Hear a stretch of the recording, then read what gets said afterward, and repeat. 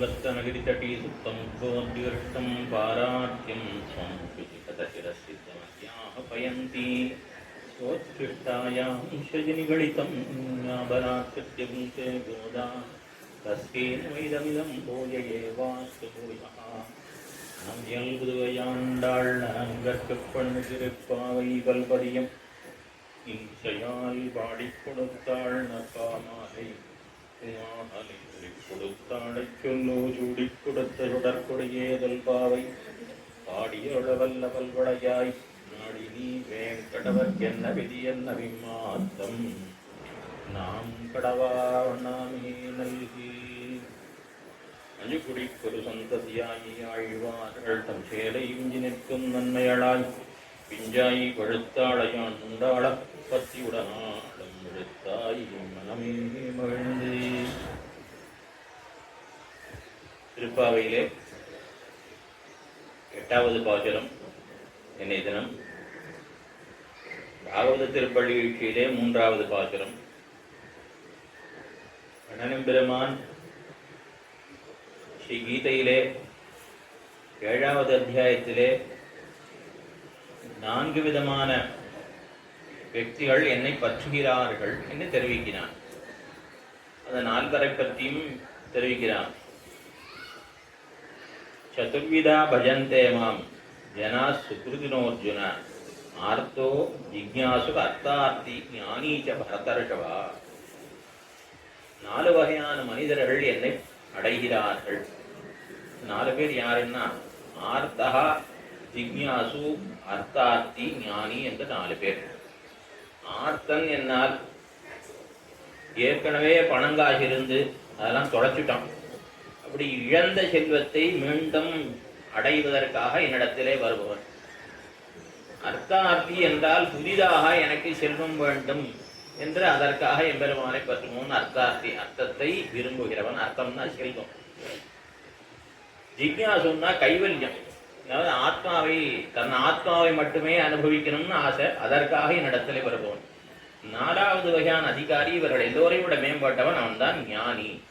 அந்த ஞானி எப்படிப்பட்டவன்னா தேஷாம் ஞானி நித்தியயுக்தா ஏகபக்திர் விசிஷ்யதே பிரியோஹி ஞானினோத்தியர்த்தம் அகம் சச்சம் அமப்பிரியா.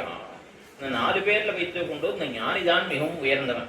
அவன் எப்போது என் கூடவே இருக்கிறவன், அதாவது என்னையே நினைத்து கொண்டு இருப்பவன், என்னிடத்தில் மட்டுமே பக்தி செலுத்துபவன். இவர்களும் மற்ற 3 பேரை காட்டியும் உயர்ந்தவன். அவனுக்கு என்னிடத்துல எவ்வளவு பிரீத்தி, என்கிட்ட எவ்வளவு பக்தின்னு என்னாலே சொல்ல முடியாது. சர்வஜன்னு எனக்கு பேரு, எல்லாம் அறிந்தவனான என்னாலும் கூட அவனுக்கு என்னிடத்துல எவ்வளவு பக்தின்னு சொல்ல முடியாது. அவ்வளவு ஈடுபாடு உடையவன் இடத்துல என்ன தெரிவிக்கிறான் ஞானிகளை பத்தி. உதாரா சர்வ ஏவைத்தே ஞானித்து ஆத்மைவ மே மதம். 4 பேரையும் உதாரர்கள்னா, உதாரர்கள்னா வாரி வாரி கொடுக்குறவாளுக்கு உதாரர்கள் பேரு. இவெல்லாம் எதுக்காக வரா எம்பெருமான்ட்டு பெற்றுக்கிறதுக்காக வரக்கூடியவர்கள். அவர்களையும் பார்த்து எம்பெருமான் உதாரர்கள் சொல்றான். ஏன்னா அது கண்ணனுடைய உயர்ந்த குணம். ஏன்னா மற்ற பேர்ட்ட போகாத எங்கிட்டயா வந்தாளே, வேற எங்கேயோ போகாத இங்க வந்தாளேங்கிறதுக்காக அவன் கொண்டாடி சொல்றான் அவளை. அப்படி இருந்தாலும் கூட மற்ற 3 காட்டிலும் ஞானிக்கு மிகுந்த ஏத்தம் உண்டு. அந்த ஞானிகள் தான் எனக்கு உயிரை போனவர்கள். ஞானித்து ஆத்மைவ மே மதம். என்னுடைய அபிப்பிராயப்படி, என்னுடைய கொள்கைப்படி ஞானிதான் எனக்கு உயிர். ஞானிதான் எனக்கு உயிர்னு சொன்னா உலகத்தில் இருக்கவா எல்லாருக்கும் உயிராக இருப்பவன் எம்பெருமான். அந்த எம்பெருமானுக்கும் தன் உயிர்னு சொன்னா என்ன அர்த்தம் அப்படின்னா, அந்த ஞானியை பிரிந்தால் எம்பெருமானாலே தரிக்க முடியாது. யார் ஒருத்தருடைய பிரிவை எம்பெருமானால் பொறுக்க முடியாதோ அப்படிப்பட்டவன் தான் ஞானி. அவன் எப்படி விற்பனா வாசுதேவ சர்வம் இது மகாத்மா சுதுர்லபா. வாசுதேவன் தான் எல்லாம், உபாயம் வாசுதேவன் தான், உபேயம் வாசுதேவன் தான். அந்த கண்ணன் தான் பட்டத் தகுந்தவன், அந்த கண்ணன் தான் அடையத் தகுந்தவன், அந்த கண்ணன் தான் அந்த கைங்கரியத்தையும் கொடுப்பவன். அவன் தான் தாரகம், அவன் தான் போஷகம், அவன் தான் போக்கியம். எல்லாம் கண்ணன் என்று இருக்கக்கூடியவன் அவன். உண்ணும் சோறு கண்ணன், பருகும் நீர் கண்ணன், இன்னும் வெத்திலை கண்ணன், எல்லாம் கண்ணன் என்று இருக்கக்கூடிய அந்த ஞானி. அப்படிப்பட்ட ஒருத்தன் சுதுர்லபா, கிடைத்தற்கு ரொம்ப அரியவன். அப்படிப்பட்ட ஞானிகள் லோகத்தை கிடைச்சிட மாட்டான், ரொம்ப அரிது. இப்படி ஒருத்தன் கடப்பனா இன்னும் எம்பெருமானாலும் கூட எதிர்பார்க்கும்படியாக இருக்கக்கூடியவன் அந்த ஞானி. அவனுக்கு என்னிடத்தில் மிகுந்த பிரீதின்னு தெரிவித்தார் கீதா பாஷ்யத்தில் பெருமானார். ஆனால் ஸ்ரீபாஷ்யத்தில் தெரிவிக்கிற பொழுது அங்கே கடைசியில் ஒரு கேள்வி வந்தது. ஸ்ரீபாஷ்யத்தில் அதாவது பிரம்மசூத்திரத்தில் ஒரு விசாரம், இங்கிருந்து போகிற முக்தாத்மா எம்பெருமானை போய் அடைந்த பிறகு அங்கேயே இருப்பனா இல்லை திரும்பி வந்துடுவனா அப்படின்னு ஒரு கேள்வி எழுந்தது பிரம்மசூத்திரத்தில்.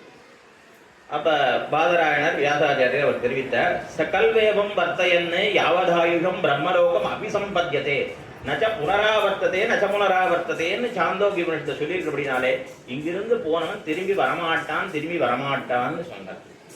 உடனே எதுக்கு மேலே ஒரு கேள்வி, இவன் திரும்பி வரமாட்டான், இங்கேருந்து அமெரிக்கா போனவானே திரும்பி வரமாட்டேங்கிறா, இவன் பரமத்துக்கு போனவன் திரும்பி வரைங்க போறான், எம்பெருமான் இறங்குகிற சுதந்திரனே அவன் ஒரு கால் இவன் தள்ளி விட்டுட்டா என்ன பண்றதுன்னு ஒரு கேள்வி வந்தது. எம்பெருமானார் தெரிவித்தார், நச்ச பரம புருஷா அத்யர்த்த பிரியம் ஞானிதம் லத்வா கதாதிதாவர்த்தைஷ்யதி. அந்த பரமபுருஷனான எம்பெருமான் இப்படி ஒரு ஞானி கடப்பான்னு ஏங்கி கிடக்கான், அவன் ஒருத்தன் கிடைச்சான் அவன் திருப்பி விடுவானா, ஒரு நாளும் திருப்பி அனுப்ப மாட்டான். எம்பெருமான் இங்கே ஆங்காங்கே திவ்யதேசங்கள்லாம் எதற்காக எழுந்தள்ளிருக்கிறான். திருப்பாழ்வார் திருவிழா கோரமாதவம் சீதனம் கொளரியேன் தபஸ் பண்றதுக்காக கிடக்கிறார். பெரிய ஒரு வாழ் இடத்திலே சேர்த்து இருக்காருங்கிறார். அதாவது என்னென்ன தவம் பண்றவாள்லாம் எங்க பண்ணுவா, கீரி மத்தியத்தில் தபஸ் பண்ணுவா, ஜல மத்தியத்தில் தபஸ் பண்ணுவா, அக்னி மத்தியத்தில் தபஸ் பண்ணுவா, அதாவது நீருக்கிடையில நின்று தபஸ் பண்ணுவா. அதுபோல சௌபரிங்கிற ரிஷி நீருக்கிடையில ஜலத்தில் நின்று தபஸ் பண்ணலாம். அதுபோல இங்க பெரிய பெருவாள் 2 ஆத்துக்கு இடையிலே தபஸ் பண்ணிட்டு இருக்கார். என்ன தபஸ், சேத்தனர்கள் கிடைக்க மாட்டாளா, அறாவ கிடைக்க மாட்டாளா, இவாள்லாம் திருத்தி கொண்டு போக மாட்டாங்க அப்படிங்கிறதுக்காக தான் பெருவான் இங்க இருக்கான். இப்படி உண்டா சுவாமின்னா சீவஜனம் மட்டும் தெரிவிக்கிறார். அங்குத்தை வாசம் சாதனம், இங்க பெருமான் எதுக்கு ஏழு இருக்காங்கன்னா இங்க இருக்கவாள்லாம் திருத்தி கொண்டு போறதுக்காகத்தான் அவன் இது ஒரு வாசம் திவ்யதேச வாசமே எம்பெருமானுக்கு இந்த சேத்தனர்களை பெறுவதற்காகத்தான் இந்த சீவஜனம் தெரிவிக்கிறார். ஆகா, பெரிய பெருமாள் ஜல மத்தியிலே இருக்கார். அதே மாதிரி 7 மலைகளுக்கு மேலே யாருக்கா, வேங்கட மாமலை உச்சியே இந்த திருவேங்கடமுடையான அந்த கிரி மத்தியத்திலே தபஸ் பண்ணிட்டு இருக்கான். அக்னி மத்தியத்திலே 4 பக்கமும் அக்னி மூட்டி சூரியனை பார்த்து தபஸ் பண்ணுவான். பஞ்சா அக்னி வித்யாவிட்டர்கள்னு அது போல அக்னியிலிருந்தே தோன்றியவர் தேவப்பெருமாள். அதனால அவர் அக்னி மத்தியத்தை தபஸ் பண்ற எதுக்காக, சேத்தனர்கள் கடப்பாளான்னு எதிர்பார்த்த அப்படிப்பட்ட எம்பெருமான், அதுவும் ஞானி ஒருத்தன் கிடைச்சிருக்கான். எம்பெருமானே எல்லாம் என்ன கொண்டு இருக்க முடியாத ஒரு ஞானி கிடைச்சா அவனை திருப்பி அனுப்புவான், ஒரு நாளும் திருப்பி அனுப்ப மாட்டான். அந்த ஞானி இடத்திலே அவனுக்கு எவ்வளவு ஈடுபாடோ இவனிடத்துல, அத மாதிரி எம்பெருமானுக்கும் அந்த ஞானி இடத்திலே மிகுந்த ஈடுபாடு உண்டு. அப்படிப்பட்ட ஒரு பெண்பிள்ளை தான் இன்னை தினம் எழுப்பப்படுகிற பெண்பிள்ளை. அதனால இவர் தெரிவிக்கிற பொழுது ஸ்ரீகீதையிலே ஞானித்து ஆத்மைவ மே மதம்னு தெரிவித்தார். அத நாயனார் தெரிவிக்கிற பொழுது ஆச்சாரத்திலே அறிவார் ஆத்மாவின் அவன் மதம் தோற்றும். அறிவார் ஆத்மா, அறிவார்னா ஞானிகள், அறிவார் ஆத்மா, அறிவார் தான் உயிர் என்பது அவன் மதம், அவனுடைய கொள்கை என்ன தெரிவிக்கிறார். அதனாலதான் ஆளவந்தாரும் இப்படிப்பட்ட ஞானிகளுடைய கட்டாட்சம் எனக்கு வேணும் பிரார்த்திக்கிறார். எம்பெருமான வான்னு கூப்பிட்டார். ஸ்தோத்திரத்துல 23 ஸ்லோகங்களாலே எம்பெருமான் தோத்தினவாறே ஆளவந்தார் கேட்கிறார். சகிருத்வதாகார விலோகநாஷயா த்ரிணீகிருதானுத்தம புக்தி முக்தி பெருமஹாத்ம பிர்மாம் அவலோக்யதான்னய யார் ஒருத்தரை பிரிந்தால் ஒரு நொடி நேரம் கூட ஒன்னால பொறுக்க முடியாதோ அப்படிப்பட்ட மகாத்மாக்களுடைய கட்டாட்சம் எனக்கு ஏற்படும்படியாக நீர் பண்ணணும், அவள் தான் எனக்கு கட்டாட்சிக்கணும். அதுதான் நான் கேட்கிறேன் உம்மிடத்தையும் சொல்றான். அப்படிப்பட்ட ஞானியான பெண் பிள்ளை இந்த தினம் எழுப்பப்படுகிறவள்.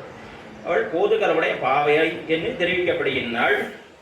இந்த பாசனமானது 3வது திருப்பள்ளிக்கு 3வது பாசனம்.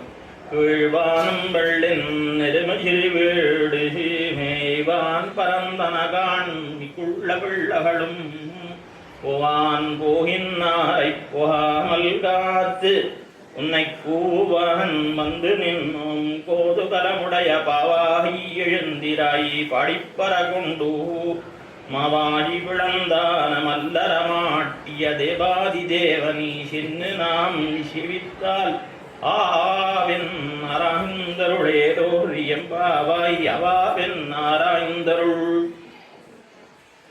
எழுப்பப்படுகிற பெண்பிள்ளை அவளை கோதுகலமுடைய பாவாய் என்று விழிக்கிறாள். கோதுகலம்னா என்ன?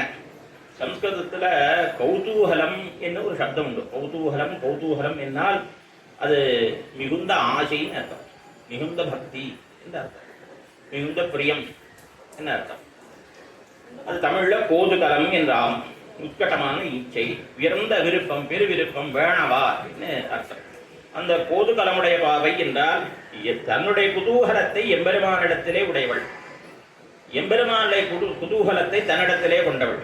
அதாவது இந்த கோதுகளுடைய பாவை எம்பெருமானிடத்திலே மிகுந்த பக்தியுடையவள், எம்பெருமானுக்கும் இவ்விடத்திலே மிகுந்த பிரீத்தி உண்டு. அப்படிப்பட்ட பெண்பிள்ளை கிருஷ்ண வல்லவை. கிருஷ்ணனுக்கு வேண்டப்பாடுடையாள் ஒரு தீங்கிற வியாக்கியாதா. அதாவது இவளை முன்னிட்டு கொண்டு போனால்தான் கிருஷ்ணனிடத்திலே முகம் பெற முடியும். இவளை விட்டு சென்னால் அவனிடத்திலே முகம் பெற முடியாது. அப்படி அவனாலும் கொண்டாடப்படுபவளாய், அவனாலும் தலையில வைத்து கொண்டாடப்படுபவளாய் இருக்கக்கூடிய பெண்பிள்ளை இந்த கோதகளுடைய பாவை என்பவள். இவள் எப்படிப்பட்டவள்னா இளையபெருமாளை போன்னவள். இளையபெருமாள் என்ன பண்ணார்? அதாவது சுமந்திரன் கங்கை கரையில இவர்களை ராமலக்ஷ்மணர்களை பிராட்டியெல்லாம் இறக்கி விட்டுட்டு திரும்பி புறப்படுகிறார். பெருமான் வருவானோ 2-3 நாள் காத்திருந்தார். அப்புறம் கிளம்புறார். திரும்பி வரமாட்டான்னு தெரிஞ்சு வச்சு கிளம்புறார். தன்னை இருக்க சொல்லுவானோ அப்படின்லாம் ரொம்ப ஆசைப்பட்டார்.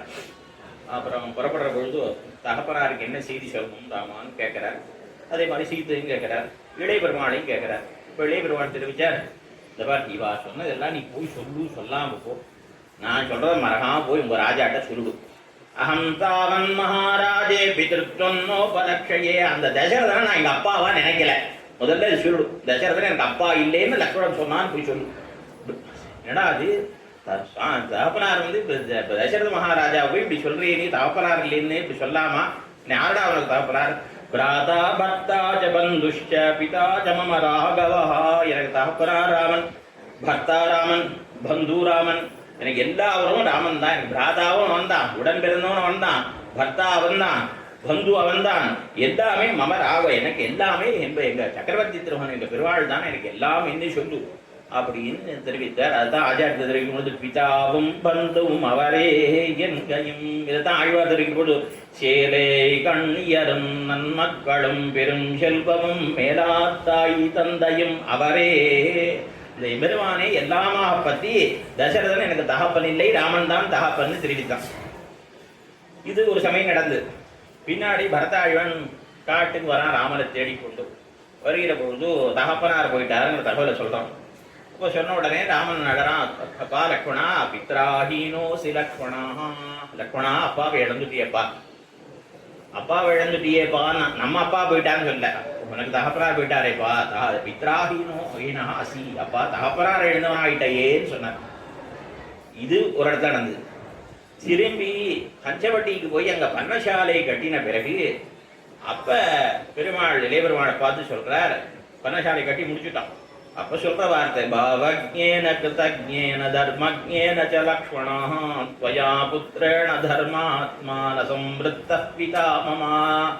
பாவஜ்ஞேனா, லக்ஷ்மணா எனக்கு தகப்பனார் போவே இல்லை. எங்க தகப்பனார் அவர் இருந்தாரானால் எனக்கு எப்படி அயோத்தியில பார்த்து பார்த்து அரண்மனை கட்டினார். எனக்கு அரண்மனை அவ்வளவு தூரம் அவ்வளவு அன்போடு எனக்கு பார்த்து பார்த்து அரண்மனை கட்டினார். அதுபோல நீ பார்த்து பார்த்து பர்ணசாலை அமைத்திருக்கிறாய். நான் ஏதோ ஒரு பர்ணசாலை கட்டுன்னு தான் சொன்னேன். நீ குறிப்பறிந்து கொண்டு ஒவ்வொருத்தருக்கும் தனித்தனியா ரிஷிகள்லாம் வந்தா அவளை பார்த்து சொல்றதுக்கு, பிராட்டியோட ஏகாந்தமா இருக்கிறதுக்கு இப்படி பார்த்து பார்த்து கட்டிருக்கியே. உனக்கு எவ்வளவு தூரம் எனக்கு தகப்பனா இருந்தா என்னென்ன செய்வரோ அது அத்தனையும் நீ செய்ததால என்னை பொறுத்த வரைக்கும் எங்க தகப்பனார் போவே இல்லை. அவர் நீதான் எனக்கு தகப்பனாருங்கிற அபிப்பிராயத்துல பார்த்து சொன்னார் பெருமாள். ஆனால் கீழே அயோத்தியா காண்டத்துல இளைய பெருமாளை தகப்பனாருங்கிறார். இங்க மேல ஆரண்ய காண்டத்துல பெருமாளிலே பெருமாளை எங்க தகப்பனார் தெரிவிக்கிறார். இப்படியாக 2 பேரும் ஒருத்தருக்கு ஒருத்தர அன்புடையவர்களாக இருந்தார்கள். இப்படிப்பட்ட இளைய பெருமாளை போன்ற பெண்கள் தான் இன்னை தினம் எழுப்பப்படுகிறார்கள். இது ஒரு விஷயம். இதோட இன்னொரு விஷயம், சுமந்திரன் போன பிறகு பெருமாள் தெரிவிப்பார்.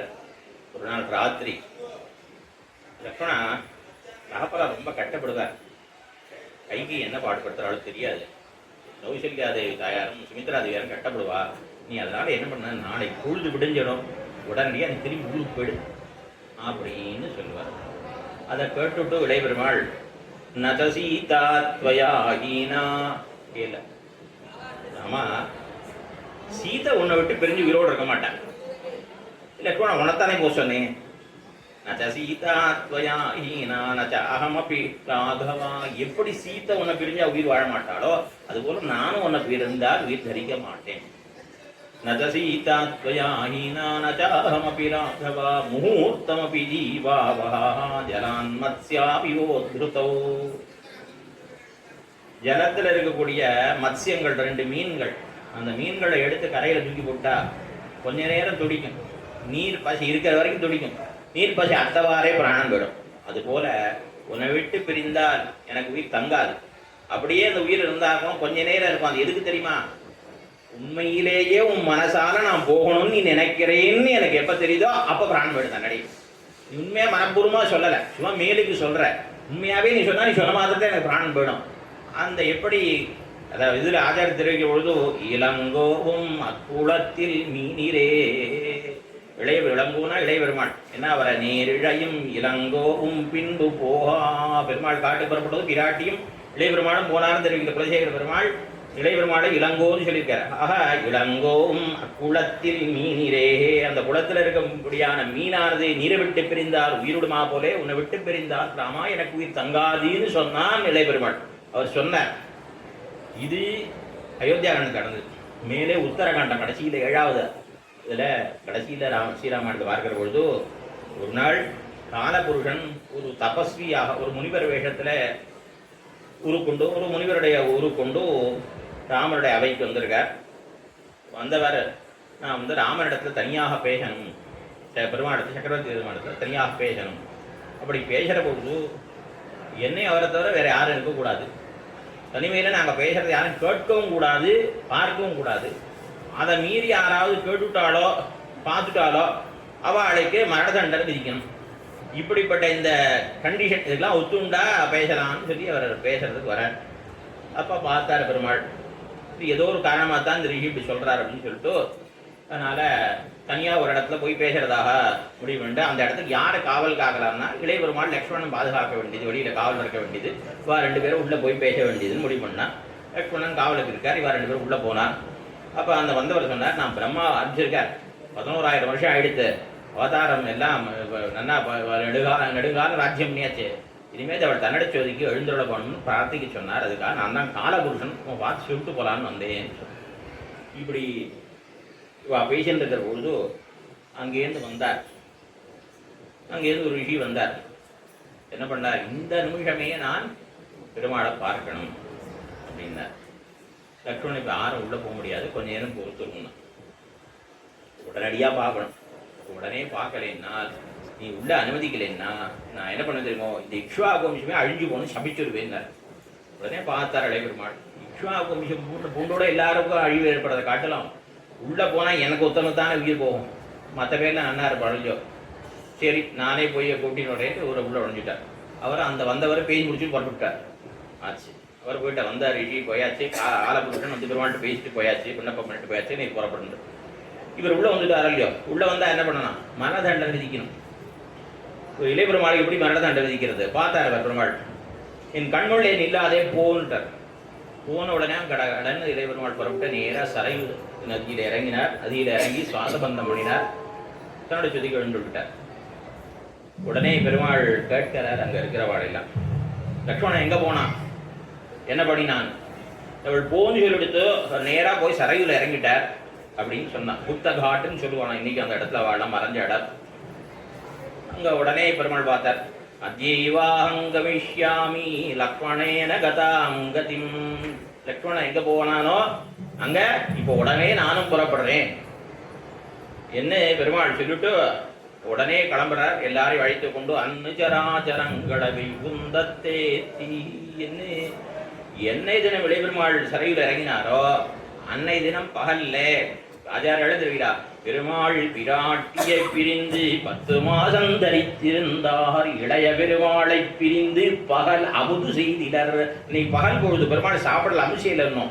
என்ன இளைய பெருமாள் பொருட்டு போயாச்சு சரையில் இறங்கினார்னா அடுத்த நிமிஷம் அவன் என்ன சொன்னான், உன்னை விட்டு பிரிந்தால் எனக்கு உயிர் தங்காதுன்னு லக்ஷ்மணன் சொன்னான். அவனை விட்டு பிரிந்து பெருமாள் தங்கல்ல. அவன் 2 பேரும் எப்படி இளைய பெருமாளுக்கு பெருமாளத்தில் ஈடுபாடோ, பெருமாளுக்கு இளைய பெருமாளத்தில் பிரீத்தியோ, அதுபோலே கன்னடத்தில் பிரீத்தி உடையவள் இந்த பெண்பிள்ளே கோதையோட பாவாய். இவளுக்கும் கன்னடத்தை பிரீத்தி, கண்ணனுக்கும் இவளுக்கு பிரீத்தி என்று பெரியோர்கள் தெரிவிப்பார்கள். அப்படியா இளைய பெருமாளை போனவள் அது மாத்திரமல்ல ஆழ்வார்களிலே நம்மாழ்வாரை போன்றவள் சுவாபதேசம் சொல்றவாள்லாம் இந்த பாசுரத்துக்கு எல்லாருமே நம்மாழ்வார் என்றுதான் தெரிவிப்பார்கள். நம்மாழ்வார் தெரிவிக்கிற பொழுது கைமாதுன் ஒழித்தாய் என்ன கைதலை பூசலிட்டே மிம்மாலாய் ஒழிந்தேன் எம்பிரானும் என் மேலானே. எம்பெருமானிடத்திலே எனக்கு மால்னா மாலே கருமை பெருமை மையல் மையல் இடத்துல எம்பெருமானிடத்திலே எனக்கு மையல், எம்பெருமானுக்கும் என்னிடத்திலே மையல் என்று தெரிவிக்கிறார் 5ஆம் பத்திலே. இந்த ஆழ்வாருக்கு எம்பெருமானத்தை எப்படி ஈடுபாடாம் ஒரு இடத்துல தெரிவிக்கிற பொழுது பேரமர் காதல் கடல் புறைய விளைவித்த காரமர் மேனி.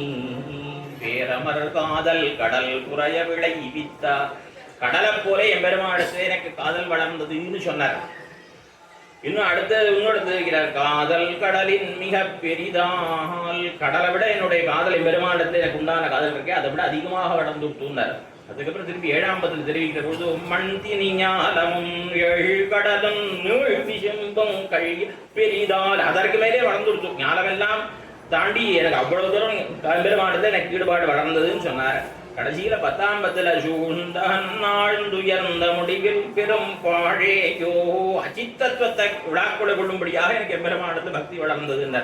சூழ்ந்தாழ்ந்துயர்ந்த பரணன் சூழ்ந்ததனில் பெரிய பரணன் மலர்ச்சோதியோ சித்தத்துவத்தை காட்டில் எனக்கு எம்பெருமானத்தில் அதிகமான ஈடுபாடு உண்டாயிற்று.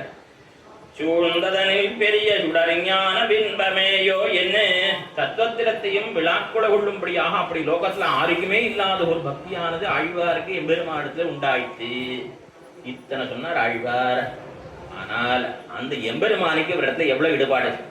நாம எல்லாம் என்ன நினைச்சிட்டு பாருங்க, நமக்கு தான் ஏதோ எம்பெருமானது பக்தின்னு சாதாரணமான வித்தியோடைய கூட நினைச்சுப்பா. உண்மையிலே அவனுக்கு உண்டான பிரீத்தி விஷயத்தை பார்த்தோமானால் நமக்கு உண்டானது ஒண்ணுமே இல்லை என்று தோற்ற முடியாதான் இருக்கும். வாரிக்கொண்டுன்ன விழுங்குவன் காணில். நான் பெருமானை பார்த்தா அப்படியே சாப்பிட்டுருவேன் நம்ம அப்படின்னு என்ன முழுமையாக அனுபவித்து விடுவேன்னு அர்த்தம். ஆனா என்ன எடுத்த எம்பெருமான் வந்து இவர் முழுமையாக அனுபவிச்சுட்டான்னு மேல அந்த பாசம் அது மேலே ஒரு நாள் மாலை மணிமண்ணால் அனுபவிப்போம். இப்ப வந்து கடைசியா பார்த்தவனா சூழ்ந்ததனில் பெரிய என்னவா அறச்சூழ்ந்தானே என்ன அவா அறச்சூழ்ந்தானே என்ன எம்பெருமான் எப்படி அவனுக்கு எப்படி இருந்துதான் பெரிய கடல். கடலுக்கு முன்னாடி ஒரு குதிரையினுடைய குழம்பு பதிஞ்சிருக்கு. இந்த குழம்புல எவ்வளவு ஜலம் இருக்கும், அந்த இடத்துல இது கொண்டு இருக்கும். எம்பெருமானுக்கு இடத்துல ஈடுபாடை பார்த்தா அது பெரிய கடல். இவ்வளவு தூரம் நான் சொன்னேனே எனக்கு உண்டான ஈடுபாடு இந்த குழம்படியில் உள்ள ஜலம் போலே அப்படின்ட்டார். ஆஹா, அப்படி எம்பெருமானுக்கு ஆழ்வாரிடத்தில் ஈடுபாடு. அதுபோல அந்த நம்மாழ்வாரை போன்ற பெண் பிள்ளை. அடுத்ததாக நம்முடைய பெரியோர்கள் தெரிவிக்கிறார்கள், இந்த பெண்பிள்ளையானவள் ஸ்ரீ பராசர பட்டர் ஆச்சாரியர்களே ஸ்ரீ பராசர பட்டரை போன்றவள். பராசர பட்டருக்கு நம்பர்வாடத்தில் அத்தனை ஈடுபாடு. குழந்தைகள் 2 பேரையும் திருமணத்துக்கு இடையிலே தான் தொட்டிலிட்டு இருப்பாராம். இவ என்ன பண்ணுவாள் அந்த குழந்தைகளாம் வண்ணச்செஞ்சில் கைவிரலனைத்தும் வாரி வாய்க்கொண்ட அடிசிலின் மிச்சில் உன்னப்பெத்திலே நின்று தேவை சொல்ற மாதிரி ஸ்ரீபராசரப்பட்டர் வேதவியாசப்பட்டர் எம்பெருமானுக்கு தடிக்கு பிரசாதம் இருக்கும். இவா எடுத்து குழந்தைகள் வாயில சேர்த்துட்ட மீதிதான் நம்பெருமான் அமைச்சு செய்வான். அவ்வளவு தூரம் இந்த குழந்தை இடத்துல பெருமாளுக்கு ஈடுபாடு. பெரிய பெருமாள் நம்பெருமானுக்கு அவ்வளவு ஈடுபாடு இந்த குழந்தை இடத்துல. சரி, இவருக்கு அவரிடத்துல எவ்வளவு ஈடுபாடு இருந்தது, பட்டருக்கு எவ்வளவு ஈடுபாடு இருந்தது அப்படின்னா, பட்டருக்கு ஒரு சமயம் முதுகுல ஒரு கட்டி ஒன்று கொடுத்தான். அப்ப இதுக்கு சிகிச்சை பண்ணணும் பார்த்தா ரணச்சிகிச்சை தான் பண்ணணும்னு சொல்லிட்டாங்க. ரணச்சிகிச்சை தான் பண்ணணும்னா எப்ப பண்ணலாம் பட்டர் காலக்ஷேமம் சாதிக்கிற பொழுது அவருக்கு வேற எதிரியுமே மனசு இருக்காது. எம்பெருமானிடத்திலேயே ஈடுபட்டிருப்பார். திருப்பாவ காலக்ஷேமம் சொல்ற பொழுது அந்த திருப்பாவையிலின் அர்த்தத்திலேயே ஒண்ணி இருப்பார். அதனால சிஷ்யாள் என்ன பண்ணிட்டாங்க, ஒரு நாள் திருப்பாவை சாதிக்கிற பொழுது வர சொல்லிட்டா வைத்தியர். அவருக்கு தெரியும் நீ வர சொல்லியிருக்கான்னு தெரியும். ஆனா இவர் காலக்ஷேமம் சாதிச்சுட்டு இருக்காரு. காலக்ஷேமம் முடிஞ்சு கொடுத்தோம், அன்றைய தினம் உபன்யாசம் முடிஞ்சு கொடுத்தோம். வைத்தியரை பார்த்து கேட்கிறாரு, ஏன் இன்னைக்கு இன்னும் இது பண்ணவே இல்லையா? நாங்க அப்பவே முடிச்சுட்டோமே. அவன் ஆபரேஷனே பண்ணி முடிச்சுட்டா முதுகுல. இவர் காலக்ஷேமே சொல்லிட்டு இருக்க திருப்பாவையிலே மூழ்கி இருக்காரு. அவருக்கு அவன் ஆபரேஷன் பண்ணதே தெரியல. அந்த அளவுக்கு ஸ்ரீபராசர் பட்டருக்கு பெருமாண்டத்தை ஈடுபாடு. அப்படி ஈடுபட்டிருந்த திருப்பாவையிலும் இந்த பெருமாள் கணன் பெருமாண்டத்திலேயும் அவர் அவ்வளவு ஈடுபாடு. அது போன்ற பெண்பிள்ளை இந்த தினம் எழுப்பப்படுகின்றால் அவள் போது கருமுடை பாவாய். கீழ்வானம் வெள்ளின் எழுப்புகிறார்கள். இந்த 3வது திருமாளிகையிலே எழுப்புகிற பொழுது எழுப்ப வந்த பொழுது பொழுது வெடிந்தது எழுந்திராய்னா விடிந்ததுக்கு என்ன அடையாளம்னு கேட்டான். என்ன அடையாளம்னு கேட்டா அவ சொன்னா, கீழ்வானம் வெள்ளென்னது, கிழக்கு வெளுத்தது. இன்னும் கிடந்து உறங்கும் அத்தனையோ கிழக்கு வெளுத்து கொடுத்துமா இன்னும் தூங்கிட்டு இருக்கியே. கிழக்கெல்லாம் வெளுக்கல, நீங்களாம் திங்கள் திருமுகத்து சேழையா. நீங்க எல்லாரும் எப்ப பொழுதுபடியும் என்ன இப்படியே கிழக்கத்துக்கே பார்த்துட்டு இருக்கேன்.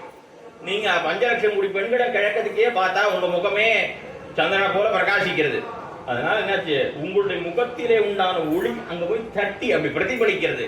அதை பார்த்துட்டு நீங்க கிழக்கு வெளுத்துட்டுன்னு சொல்றேன். இது உங்களுடைய அந்நியதா ஞானம், ஒன்றுடைய தன்மையை மாறுபடுத்தி அறியும்படியான அந்நியதா ஞானம். இது நான் அடையாளமாக ஒப்புக்கொள்ள மாட்டேன்னு சொல்லிட்டு உள்ள இருந்தார். சரி சரி, கிழக்கு வெளுத்து தான் நீ ஒத்துக்க மாட்டேங்கிற. உழுதுபடிந்து எருமை சிறுவிடமேவான் பரந்தனகான். அடுத்த அடையாளம் சொன்னான், எரும மாடுகள் எல்லாம் சிறுவீடுமேய போய்விட்டன. அதாவது இடையர்கள் காலையிலே இந்த மாடுகளை சிறிது நேரம் பனிக்குள் மேய விடுவார்கள். இந்த சிறிது நேரம் மேய விடுகைக்கு சிறுவீடு விடுகைன்னு பேரு. அப்புறம் பகல் பொழுது முழுக்க மேய விடுறதுக்கு அது பெருவீடு விடுகைன்னு பேரு.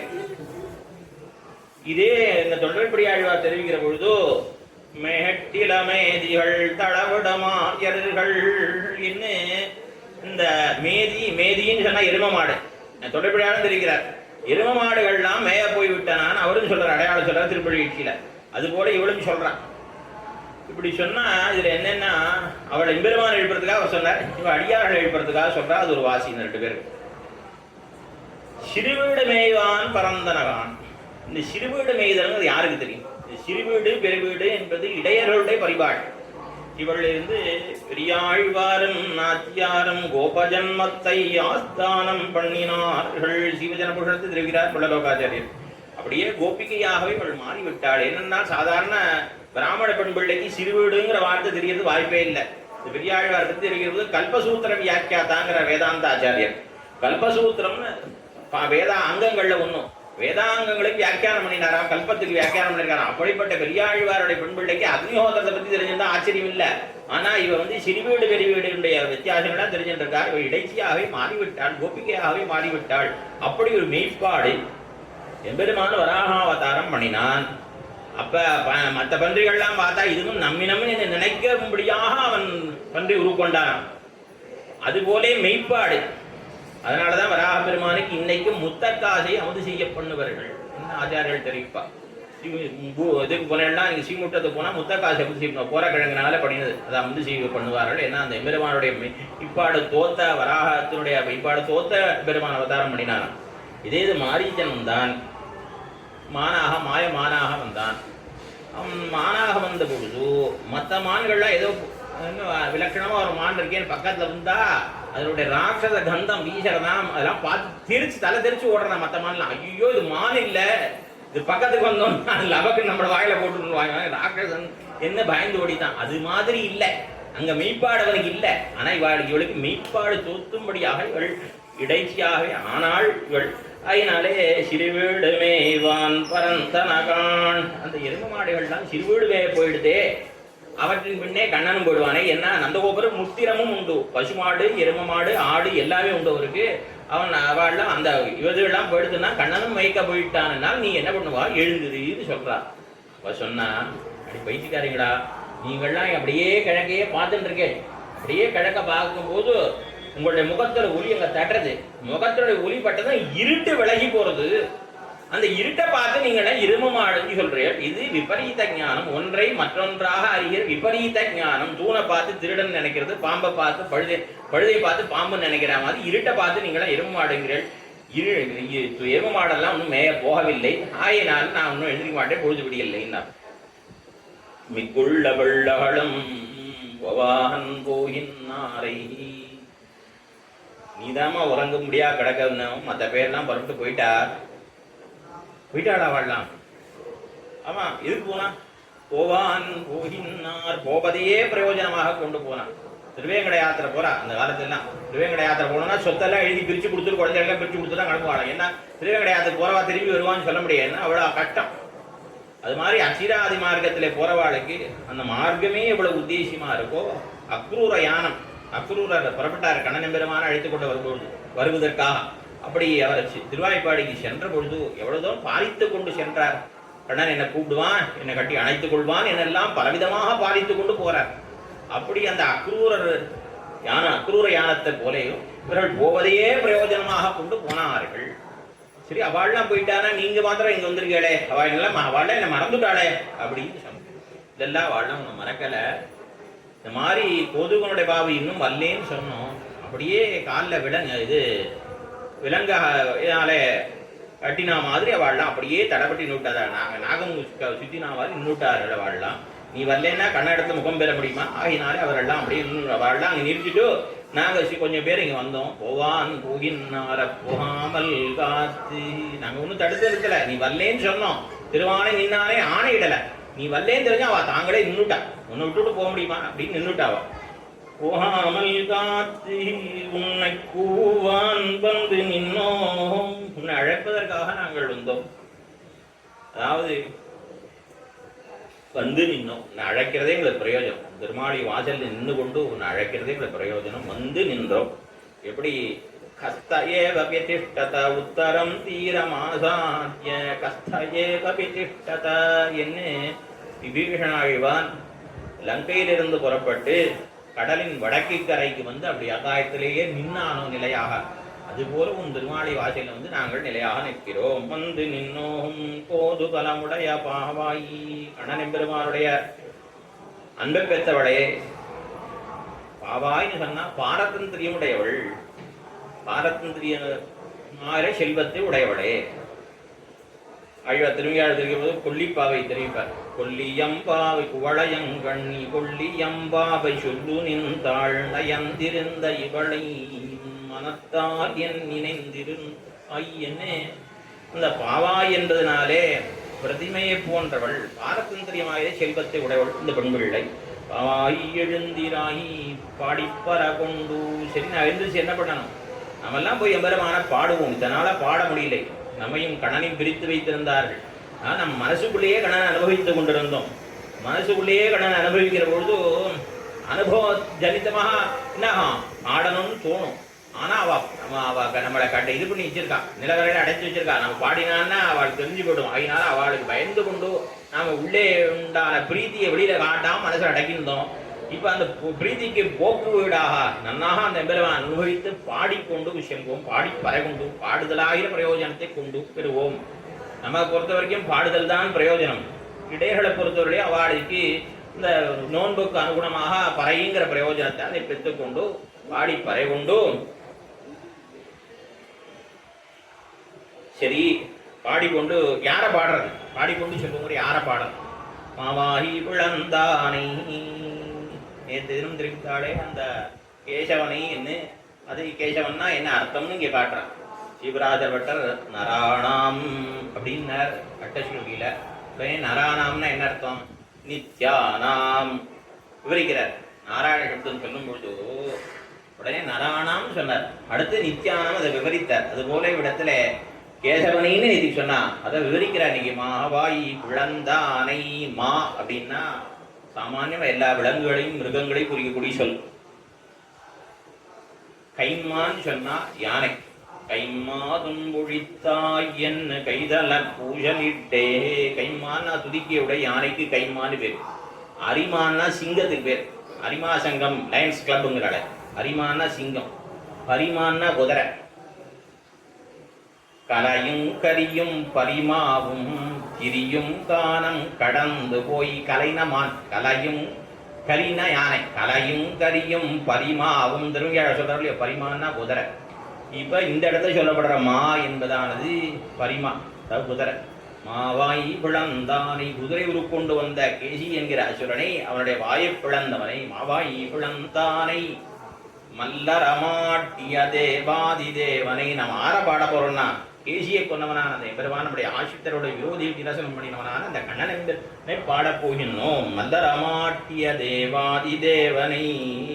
மலர்களை எல்லாம் முடித்தான் எம்பெருமான் 2 தடவை. அதாவது கம்சனுடைய அவையிலே சானூரன் முட்டிகன் தோசலன் முதலான அந்த மலர்களை எல்லாம் நிறுத்தி வைத்திருந்தான் கம்சன் நன்னெம்பெருமானை முடிப்பதற்காக. அங்கே எழுந்துடைய எம்பெருமான் ஸ்ரீ மதுரையிலே வார்கடா வருவியான மாமலையின் மறுப்பிணை வடிருத்துருட்டி ஊர்கொள் தின்பாகனுயிர் தரங்கின் மல்லரை கொன்னு சூழ் பரன்மேல் போர்கடா வரசர் புறக்கிடமாட மீமிசை கஞ்சனை தகர்த்தகா என்ன அவ்விடத்திலே கம்சனை வதம் பண்றதுக்கு முன்னாடி இந்த மல்லர்களை எல்லாம் யுத்தம் பண்ணி அவர்களை எல்லாம் முடித்தான் பெருமான். அது ஒரு சமயம். இன்னொரு சமயம் துரியோதனுடைய சபைக்கு தூது எழுந்தருளின பொழுது இந்த என்ன பண்ணிட்டா துரியோதனன் பொய்யாசன் விட்டிருந்தான். பொய்யாசன் விட்டு இவன் எழுந்தருளினவாறே அந்த சிம்மாசன் உள்ளே செல்ல அங்க பொய்யரவாய் புகப்பெய்த மல்லர் மங்க காய்ந்தானை என்ன கீழே அந்த ஆசனம் கீழே இறங்கிடுச்சு. கீழே போனா அது ஒரு நிலவ ஒரு அறை, கீழே ஒரு அறை இருக்கு. பூரா நிறைய மல்லர்களை நிறுத்தி வச்சிருக்கான். ஆயுதங்களோட மல்லர்களா நிக்கிறா. கண்ணனை முடிக்கிறதுக்காக துரியோதனன் ஏற்பாடு பண்ணி வச்சிருக்கான். அரவு நெழ் கொடியோன் அவையுளாசனத்தை அஞ்சிடாதே இட அதற்கு பெரிய மாமேனி அண்ட மூடுருவ பெருந்திசை அடங்கிட நிமிர்ந்தோன் என்று எம்பெருமான் அவ்விடத்திலே விஸ்வரூபம் எடுத்து அத்தனை மல்லர்களை முடித்தானாம். மல்லரமாட்டியன மல்லரை முடித்த தேவாதி தேவனை அந்த எம்பெருமான் அவன்தான் தேவாதி தேவன். தேவர்களுக்கெல்லாம் தேவர் நித்தியசூரிகளுக்கும் நாயகனவன். அப்படி தேவாதி தேவனை சின்ன அவன் எப்படிப்பட்டவன் ஜாதோசி பிறந்த உடனே அவன் என்ன சொன்னான்? தேவகியூஸ் தேவர் சொல்லும் பொழுது ஜாதோசி தேவ தேவேஷா சங்க சக்கர கதாதர திவ்ய ரூபம் இதம் தேவ பிரசாதேனோபசம்ஹர. இது வசுதேவருடைய வார்த்தை. கிருஷ்ணன் அவதாரம் பண்ணின உடனே தேவதேவனே பிறந்துள்ளாய், நீ அவதாரம் பண்ணிருக்காய், இந்த சங்கு சக்கரங்களோடு கூடிய இந்த உருவத்தை மறைச்சுக்கோன்னு சொல்ற பொழுது அவனை ஆரம்பத்திலே என்ன சொன்னார்? முதல்ல அவனை பார்த்து கண்ணன் பெருமானை பார்த்து வசுதேவர் சொன்னது தேவாதி தேவன் தான் சொல்லியிருக்கார். அதனால அவனுக்கு ஆரம்பத்திலே வாழ்க்கெல்லாம் என்ன தெரியும்? அவன் நான் தேவாதி தேவன் என்பது நன்னாக தெரியும். காடியனும் கூட பிரார்த்திக்கிற பொழுதோ சோகம் தே தேவ தேவேஷானார்ச்சனாதௌ ஸ்துதௌ நஜ சாமர்த்தியவான் கிருபா மாத்திர மனோவிருத்தி பிரசீதமே. தேவதேவனே, அப்பா என்னால் அவனை ஸ்தோத்திரம் பண்ண முடியாது. ஆர்ச்சனாதோ ஸ்துதோ நச்ச, அவனை என்னால் அவனை ஸ்தோத்திரம் பண்ண முடியாது. இதுதான் கருணையினாலே என்னை ரட்சிக்க வேணும் இந்த காலையின் கடைசியா பிரார்த்திக்கிறான். அப்படியாக தேவதேவனான் அந்த எம்பெருமான் விதுக்கிருஷ்டம் பிராமண இவனை பிராமணர்கள்லாம் தேவதேவனின்னு கொண்டாடுகிறார்கள். பாரத் ஒரு ஸ்லோகம் இருக்கு. இப்படியாக அந்த தேவாதி தேவனை சென்னு நாம் சேவித்தால் இப்படி எம்பெருமானை பாடிக்கொண்டே இந்த தேவாதேவனான கணனெம்பெருமானை நாம் சென்று சேவித்தோமானால், சென்று நாம் எம்பெருமானத்திலே நாம் செல்ல வேண்டுமா, எம்பெருமான் நம்மை குறித்து வரவேணுமா அப்படின்னு பார்த்தால் எம்பெருமானுடைய திருவுள்ளம் என்னவா இருக்கும்? அதாவது இவாள்லாம் யார் போனார்? ரிஷிகள்லாம் போனார். தண்டகாரண்யவாசிகளான ரிஷிகள். அந்த சக்கரவர்த்தி திருமகன் சரபங்கருடைய ஆசிரமத்தில் இருந்தபொழுது அவள் என்ன பண்ணா? எல்லா ரிஷிகளும் பெருமாளை பார்க்க வந்துட்டா உள்ள நுழைஞ்சிட்டா சரபங்க ஆசிரமத்துக்கு. அப்ப பெருமாள் சொன்னார், அவன் வந்த உடனே ஸ்ரீரேஷாஹி மமாதுலா பிரசீதந்து பவந்தோ மே, என்னை மன்னிச்சுங்கோ, மன்னிச்சு பொறுத்தருளவனும் பவந்தா தாங்கள் அனைவரும் அடியனை பொறுத்தருளவனும். ஸ்ரீரேஷாஹி மமாதுலா, எனக்கு ரொம்ப வெக்கமா இருக்கேன், மன்னிக்கணும், தயவுசெய்து மன்னிக்கணும். என்னது பெருமாள் என்ன குத்தம் பண்ணினார்? எனக்கு பொறுத்தருளணுங்கிறார், ரொம்ப வெக்கமா இருக்குங்கிறார்.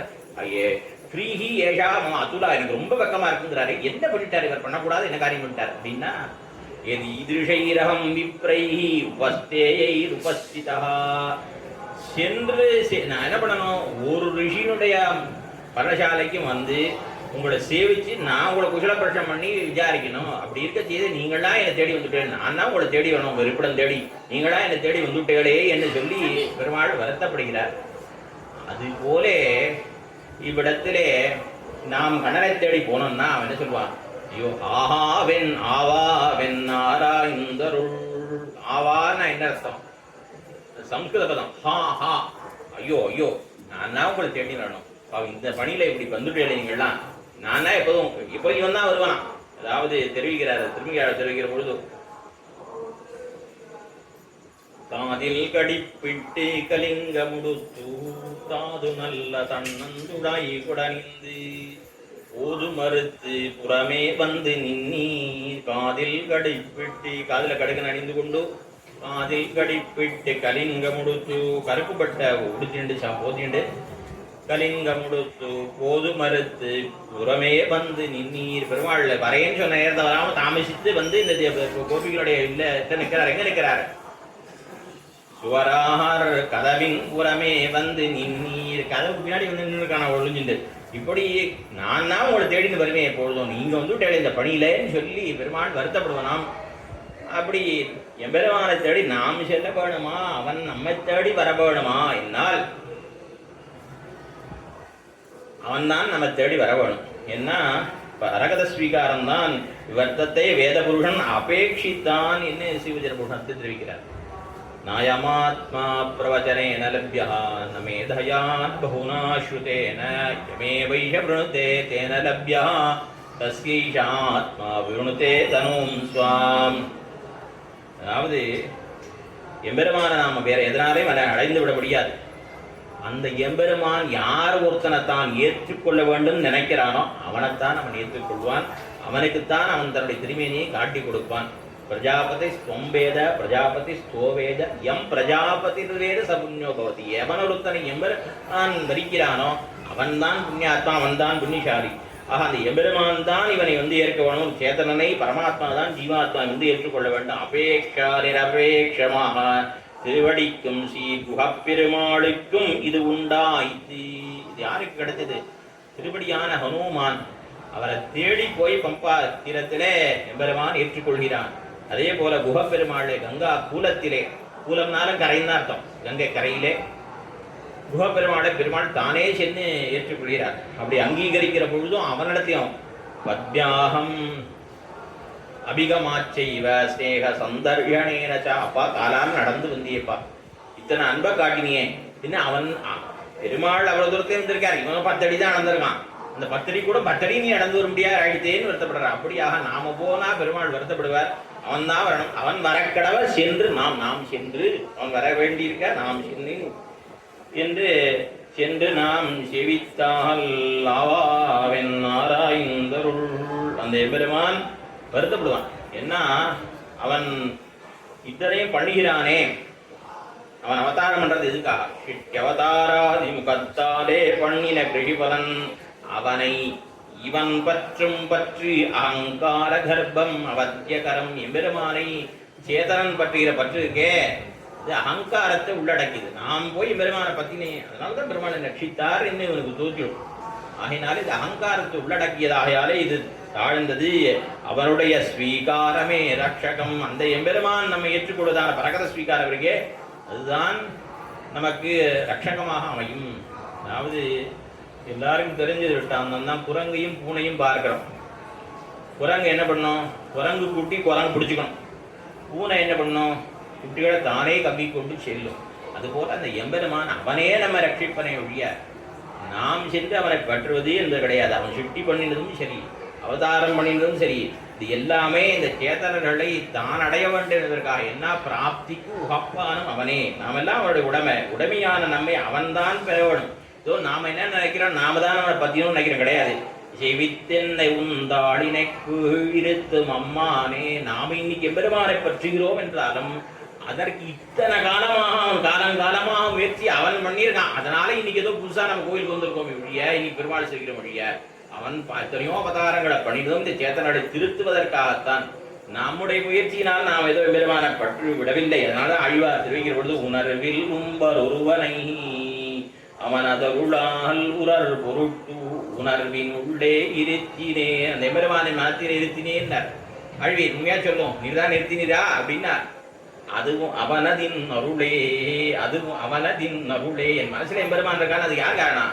அவன் தான் காரணம். வந்துட அது அடியேன் மனம் புகுந்தாய். நான் வாவான்னு கூப்பிட்டேன் இல்லையே, அவனாதான் வந்து புகுந்தான். புகுந்ததற்பின் வணங்கும். அவன் புகுந்த பிறகுதான் நான் வணங்குறேன்கிறார் திருமங்கி மன்னன். ஆக இப்படியாக அந்த எம்பெருமான் அவன் பரகத ஸ்வீகாரம் தான் நமக்கு முக்கியம் என்ன காட்டக்கூடியதாக இந்த பாசுரமானது அமைந்துள்ளது. அவன் என்ன பண்றான்? நாம் அவரை தேடி போனால் அவன் கோபிமார்கள் நாமெல்லாம் இடத்துல போனால் ஐயோ இவர்கள் நம்ம தேடி வந்தார்களே, நாமன்னோ அவர்களை தேடி செல்ல வேண்டும் என்று வருத்தப்பட. ஆன்னா என்ன அர்த்தம்? ஹாஹா இந்த வருத்தம் விஷாத சூச்சகம், வருத்தத்தை காட்டக்கூடிய வார்த்தை.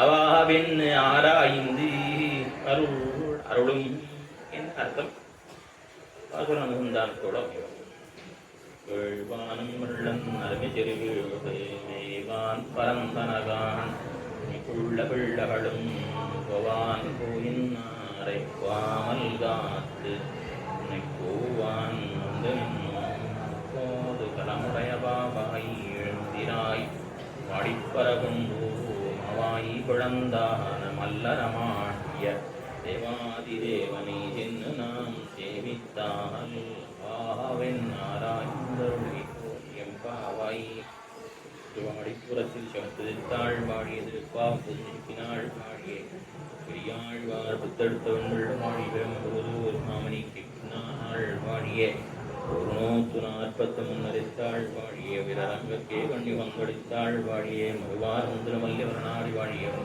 போதை மலர்பதங்கள் வாழியே நீந்திராத்ம இளங்கவாயினே பூயாத்யஸ்ரீ